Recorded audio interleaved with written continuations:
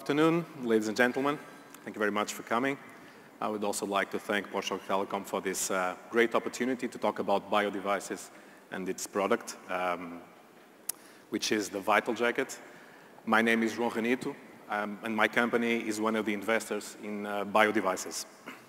Biodevices was created in 2007 as a spin-off from the Aveiro University, and it was built up upon 7 years of R&D.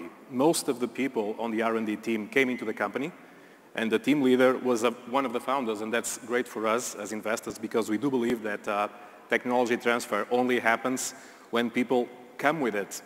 And they came with their knowledge.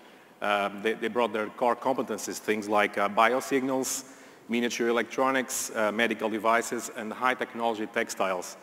Speaking of textiles, I would like also to mention Petratex, which is another company presenting here. Without them, this company wouldn't be possible. They're present from day one, and they gave us a lot of their knowledge on high technology textiles and also sports garments. When we created the company, we didn't have a product, but we did have a vision. We believe that in the future, biosignal collection would be transparent and online.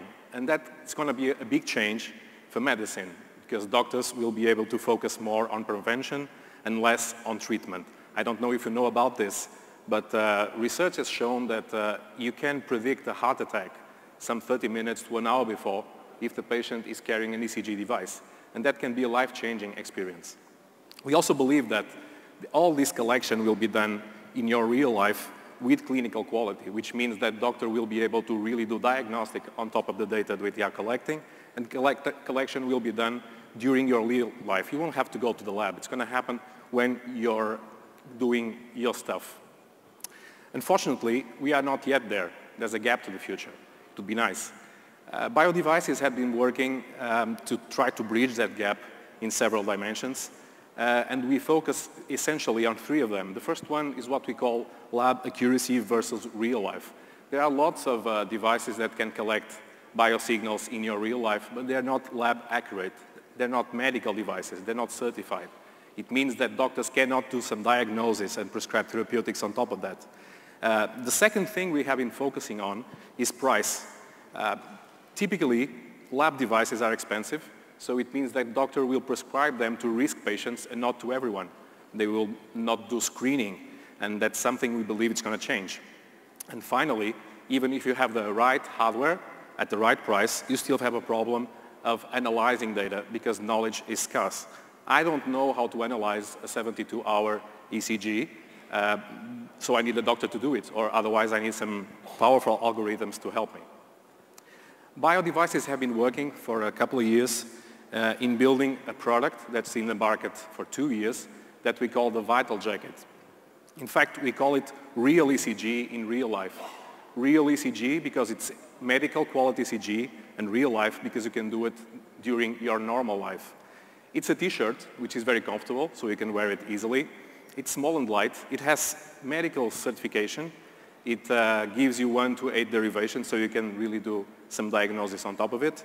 It has a large autonomy, so we can collect data for days. And that data is stored on an SD card and also sent online so that doctors, using our software, can analyze the data and intervene if they need to or give you a prescription. We start by selling this product, VitalJacket, on core cardiology, but we soon found out that there were some features about the product, namely the fact that we get clinical accuracy on the move, and it's exercise-friendly, and it's comfortable. It meant that we could sell VitalJacket on other segments that were not yet explored by more conventional devices. And we are talking about things like sports medicine, like cardiac rehabilitation. We even have a special version of a VitalJacket for kids. It's tough to get a long-term ECG from a kid. They move, they take their strings out. We also are using it on work medicine. So we have been focusing, trying to fulfill our dream in places where common cardiology doesn't reach usually. And where are we doing this? We are a Portuguese company, so we started in Portugal. Our first certification was here, so we start by selling in Europe. Then we got a certification in Brazil, and now we're now starting to sell in Brazil. And finally, we got a certification in Israel, so the Middle East is one of our focus now, which is a very promising market.